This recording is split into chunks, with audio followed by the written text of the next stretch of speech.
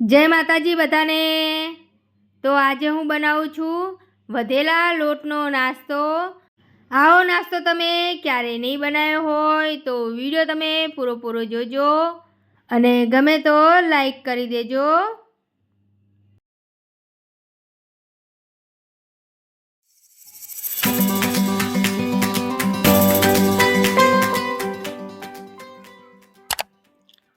નાસ્તો બનાવવા માટે લોટ લઈ લેવાનો છે। સવારે કે સાંજે તમે રોટલી બનાવી હોય તો થોડોક લોટ વધી ગયો હોય એનો આ નાસ્તો બનાવવાનો છે। એકવાર તમે આ નાસ્તો બનાવશો તો જ્યારે તમે રોટલી બનાવશો ત્યારે થોડોક લોટ તો વધારશો જ અને આવી જ રીતે નાસ્તો બનાવશો। રોટલીનો લોટ આપણો એકદમ નરમ હોય છે તો નાસ્તો બનાવવાનો લોટ આપણે થોડો કાઠો રાખવાનો છે। તો કોરો લોટ નાખીને લોટને આપણે ગુંદરી લેવાનો છે અને લોટ એકદમ કાઠો કરી દેવાનો છે। લોટ આપણો સરસ ગુંદરી નાખ્યો છે। લોટને એક સરખા 3 ભાગ કરી દેવાના છે। ગોળ ગોળ ગુલ્લા વાળી દઈશું।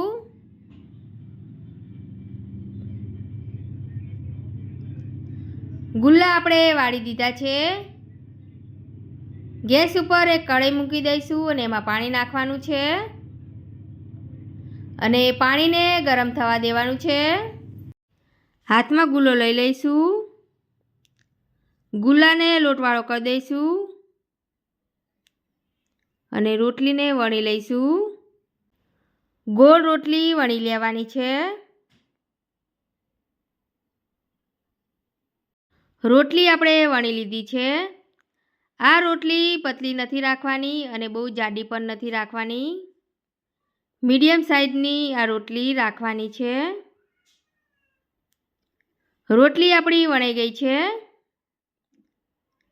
ફરતેથી આપણે આવી રીતે કટિંગ કરી નાખવાનું છે। વચ્ચેથી કટ લગાવીશું।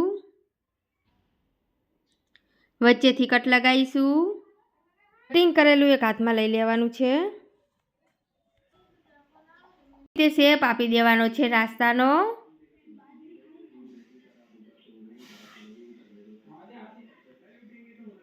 આવી જ રીતે આપણે રોટલી વળીને બધો નાસ્તો બનાવી દઈશું।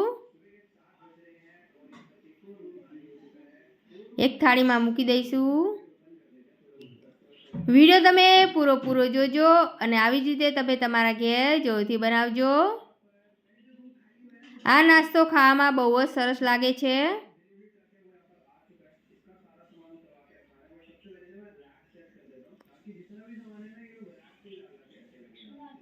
પાણી ગરમ થઈ ગયું છે। પાણીમાં થોડુંક તેલ નાખવાનું છે। ચમચાથી મિક્સ કરી દઈશું। નાસ્તો બની તૈયાર થઈ ગયો છે। એક એક કરીને ગરમ પાણીમાં નાખીશું।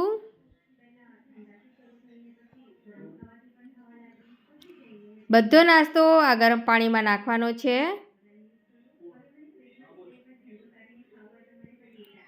ચમચાથી મિક્સ કરી દઈશું।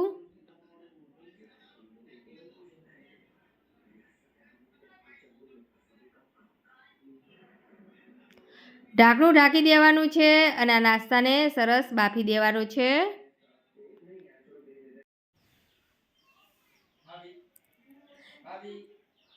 નાસ્તો સરસ બફાઈ ગયો છે। ચમચાથી મિક્સ કરી દઈશું અને વધારે આપણે ચડવા નથી દેવાનો નાસ્તાને। જારાથી આવી રીતે પાણી બધું નિતારી દેવાનું છે।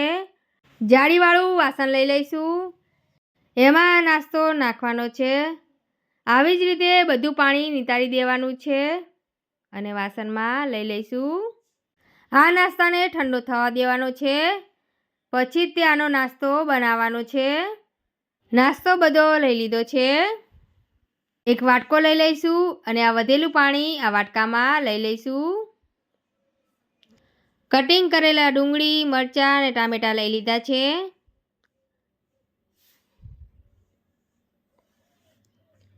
ગેસ ઉપર એક કઢાઈ મૂકી દઈશું અને ગેસને ચાલુ કરી દઈશું. કઢાઈમાં તેલ નાખીશું.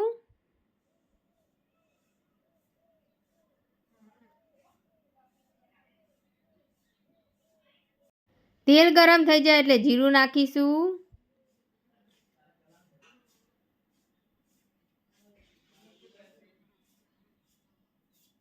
હિંગ નાખવાની છે. આદુ મરચાં લસણની પેસ્ટ નાખીશું. ચમચાથી મિક્સ કરી દઈશું.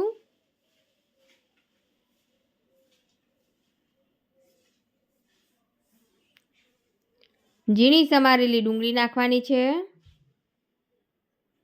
ડુંગળીને સરસ ચડવા દઈશું. ડુંગળી ચડી ગઈ છે.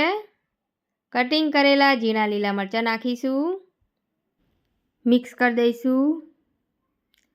ડુંગળી મરચાંને સરસ ચડવા દેવાના છે. ઝીણા સમારેલા ટામેટાં નાખીશું. ચમચાથી મિક્સ કરી દઈશું. અને હવે ગરમ મસાલા નાખીશું. ધાણા જીરું પાવડર નાખીશું. લાલ મરચું નાખીશું. સ્વાદ અનુસાર મીઠું નાખીશું. થોડીક હળદર નાખવાની છે. ચમચાથી મિક્સ કરી દઈશું. નાસ્તો આપણે બાફ્યો તો એ વધેલું પાણી થોડુંક નાખવાનું છે.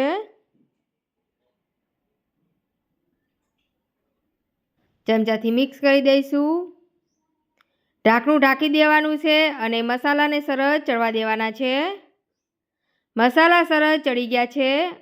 મેગીનો મસાલો નાખીશું. મેગીનો મસાલો ના હોય તો તમે પાસ્તાનો મસાલો પણ નાખી શકો છો. નાસ્તાને કઢાઈમાં નાખીશું. ચમચાથી મિક્સ કરી દઈશું. તો સરસ એકદમ મિક્સ થઈ ગયું છે. થોડુંક બાફેલું પાણી નાખીશું અને મિક્સ કરી દઈશું અને ઢાંકણું ઢાંકીને થોડીક વાર રહેવા દેવાનું છે. નાસ્તો બની સરસ તૈયાર થઈ ગયો છે. ઝીણી સમારેલી કોથમીર ઉપર નાખીશું.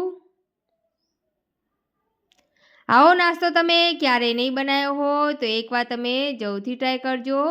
એક વાટકામાં ખાવા કાઢીશું. ઝીણી સમારેલી કોથમીર નાખવાની છે.